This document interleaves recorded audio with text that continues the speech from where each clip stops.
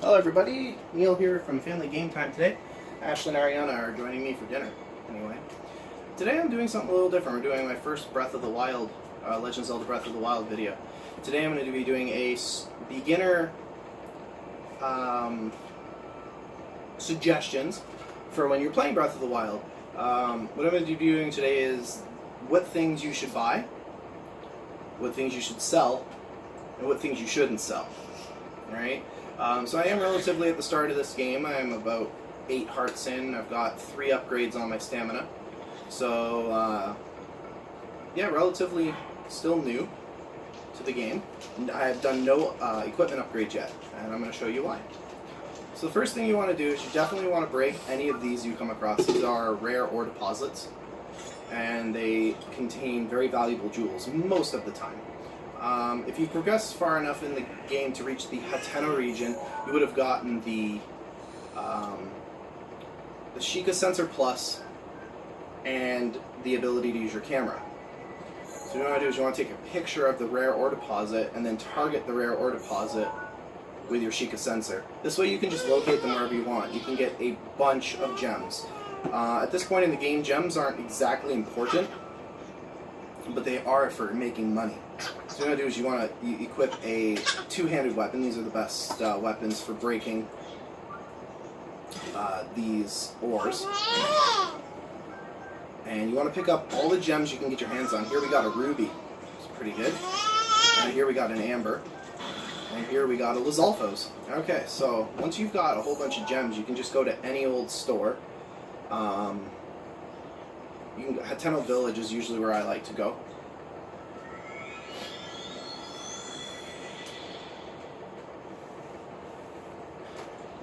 Gems are, amber is probably the cheapest gem you can get. I mean, you can also get rock salt and flint, but you should use those for cooking and other things.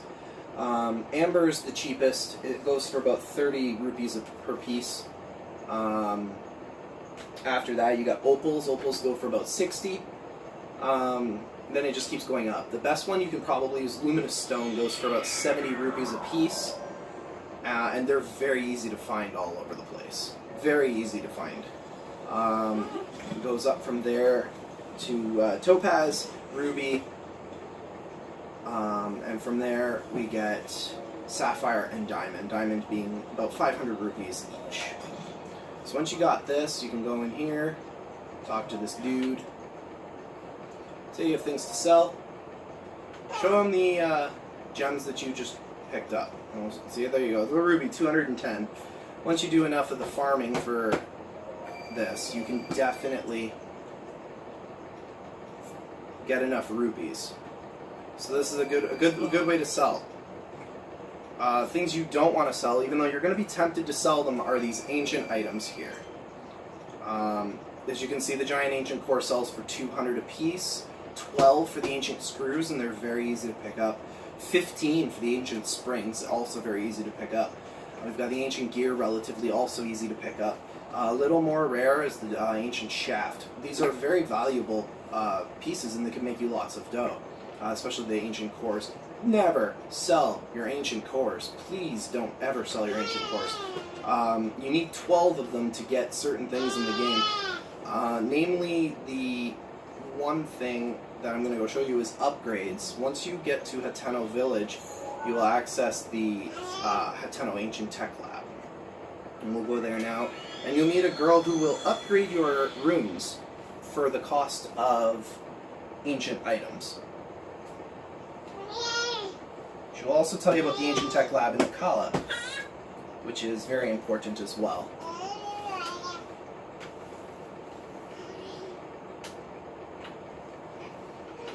The Ancient Tech Labs are very, very useful. There's lots of information, especially the Hateno one. There's lots of upgrades for your Sheikah Slate. And yes, you need 3 ancient screws to get the bomb, remote bomb plus. 3 ancient shafts, I believe, are to get another upgrade. So you give her the ancient materials, and she'll say which one you want to upgrade. And then we got the stasis ruin, which is the one that you need 3 ancient cores for. And there's a reason you need the stasis upgraded big time. This allows you to target enemies with the stasis. And it also lasts longer on non-enemy creatures. Like the stasis will depend on how long the stasis lasts. Will completely depend on the difficulty of the creature. If it's a red creature, it's probably not going to last as long as it would or it would last longer than on a silver creature. At this point in the game, though, you shouldn't be facing silver creatures. Black at the most. The stasis rune is also useful for defeating Lionels that you may come across in the game.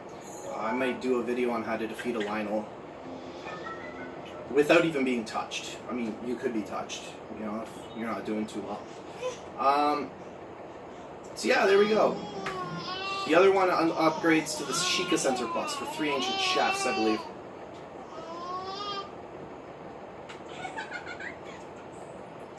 There we go. So our guidance stone did the trick, sure. Now it's all upgraded, which is awesome. So, and a prime example of what we can do with the Stasis Plus is that we can lock onto enemies, which is pretty cool. Another reason you want to save up your ancient items is for when you get to the Akala region. The Akala region is one of the first areas I go ahead and open. The Akala Tower is very difficult to get to, so if you're not experienced at this game, I suggest maybe you stay away from this region for now. However, the Akala Ancient Tech Lab, you can get some pretty awesome things here.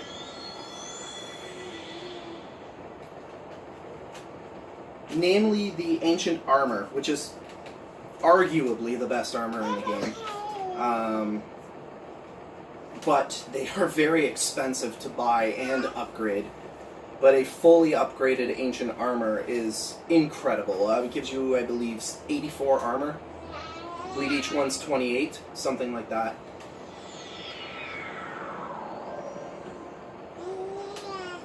So we go in here. See, we got my rare ore deposit going off here. This guy here, we got Ariana. She's eating. Every time she eats these little crackers or puffs, she just talks up a storm. So you can buy ancient arrows, which are very effective against ancient enemies, mainly against guardians, which can also drop all these ancient items. You want to save these. The ancient short sword I've never bought. The ancient shield, blade, soft spear, or bow I've never bought. The ancient bow is really good though because it shoots straight. No matter what, the arrow will never arc. As you can see, I can create it here, and this is why it's necessary for you to hang on to your ancient items. More importantly, right here, the Ancient Helm, Ancient Cuirass, and the Ancient Greaves. Each requiring 3 cores, 20 gears, and then 5 shafts, 5 screws, 5 springs. Precisely why it's necessary for you to save your ancient items. Do not use your ancient items or sell them until after you've gotten these. Once you've got the upgrades from Pura and the ancient armor from here, and any items, weapons that you want, feel free to sell your ancient items, but early game you definitely need the ancient soldier gear here. It gives you protection from the guardians. The damage, not protection, but the damage is decreased from them, which is fantastic. Where can you find these ancient items? You can find them on ancient enemies, mostly guardians, unfortunately. You may come across shrines that have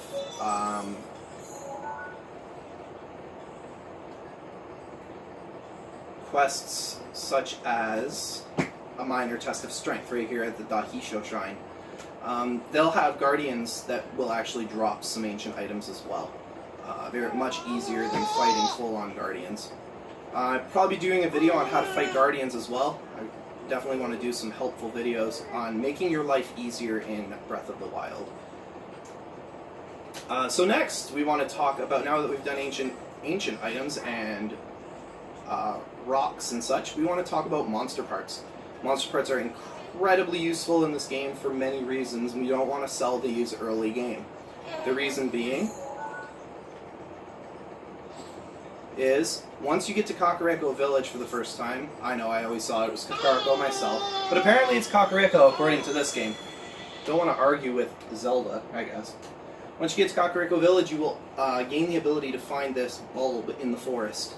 It is actually a great fairy fountain, and like past Zelda games, she grants you the ability to upgrade your gear, or give you other gear.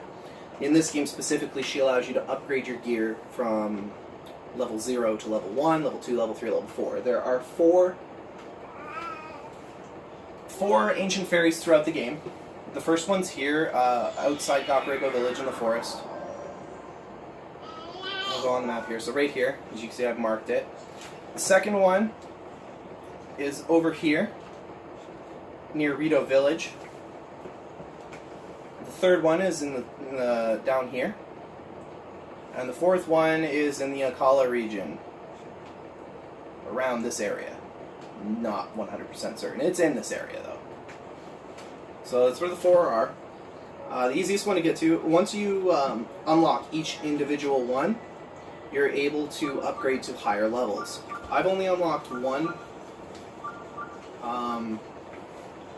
fairy fountain so far, so I can only upgrade my stuff to level 1. You'll see once you upgrade that you get a little star, a little bloopy there. Bloopies drop extra rupees. They're pretty fun, but they vanish rather quickly. So you'll go through the forest here, and a bloopy reappeared. And you'll see you have to initially pay rupees. The first time you come, it's only 100 rupees, and then it goes up from there drastically. The fourth one costing 10,000 rupees. So this is why rupees are necessary early game. So Kotera here will allow you to upgrade your gear.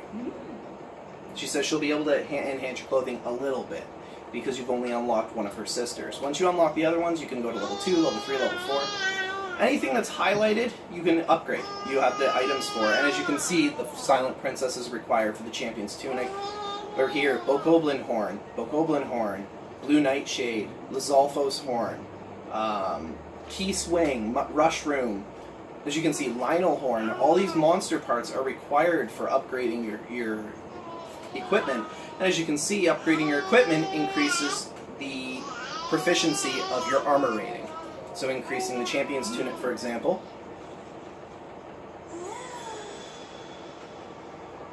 will allow you to have 8 armor instead of 5. Which isn't a significant increase, but at level 4, the Champion's Tunic provides you with 32 armor, which is the highest armor rating of any armor in the game. Single armor in the game. She'll also tell you about set bonuses. Once you upgrade all your armor to level 2 for one set, for example, I'll show you an armor set.